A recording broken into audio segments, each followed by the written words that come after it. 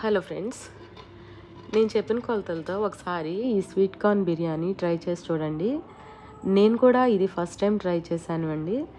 దీంట్లో నేను కొబ్బరి పాలతో ఇది చేశాను. అండ్ కొబ్బరి పాలతో చేస్తే కోకోనట్ రైస్ అవుతుంది కదా అనుకోవద్దు. యాక్చువల్గా కొబ్బరి పాలు చాలా కొంచెం మోతాదులో యాడ్ చేశాను, కానీ చాలా చాలా టేస్ట్గా వచ్చిందండి. దీనిలో ఒక స్పెషల్ ఇంగ్రీడియంట్ నేను యాడ్ చేశాను, అదేంటంటే కిస్మిస్లు.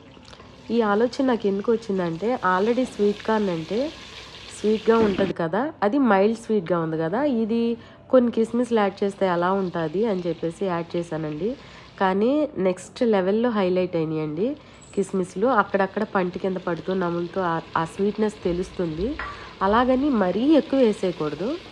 నేను 500 గ్రామ్స్ రైస్కి ఏమేమి తీసుకోవాలి, ఎంతెంత తీసుకోవాలి, కోకోనట్ మిల్క్ ఎంత తీసుకోవాలి, కిస్మిస్లు ఎన్ని తీసుకోవాలి, తర్వాత క్యాషనట్ ఎన్ని తీసుకోవాలి, అన్నీ కూడా కొలతలతో నేను చెప్పానండి.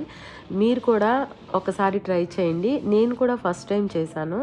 యాక్చువల్గా ఇది ఎంత బాగా వస్తుందని నేను కూడా గెస్ చేయలేదు, అంత బాగా కుదిరింది. దాంతోపాటు దీనిలో వేసిన ఇంగ్రీడియంట్స్ కానీ స్పైసెస్ కానీ ఏది కూడా ఒకదాన్ని ఒకటి డామినేట్ చేసి అదే ఫ్లేవర్ తెలిసేలాగా లేకుండా చాలా అంటే చాలా మైల్డ్గా వచ్చిందండి. ఒకసారి మీరు ఈ కొలతలు చొప్పునే చేయండి, మీకు తెలుస్తుంది. దీని ఫుల్ వీడియో మన ఛానల్లో అప్లోడ్ చేశాను, దీనికి లింక్ డిస్క్రిప్షన్లో ఇచ్చాను, చూడండి.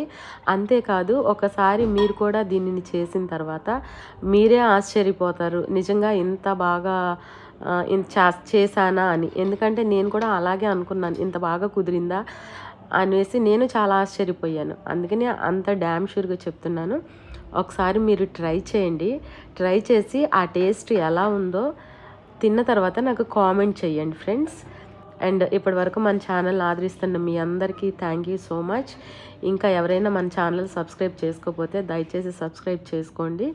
ఈ వీడియో ఇప్పటి వరకు చూసినందుకు thank you so much. Thank you friends, love you all. Thank you very much.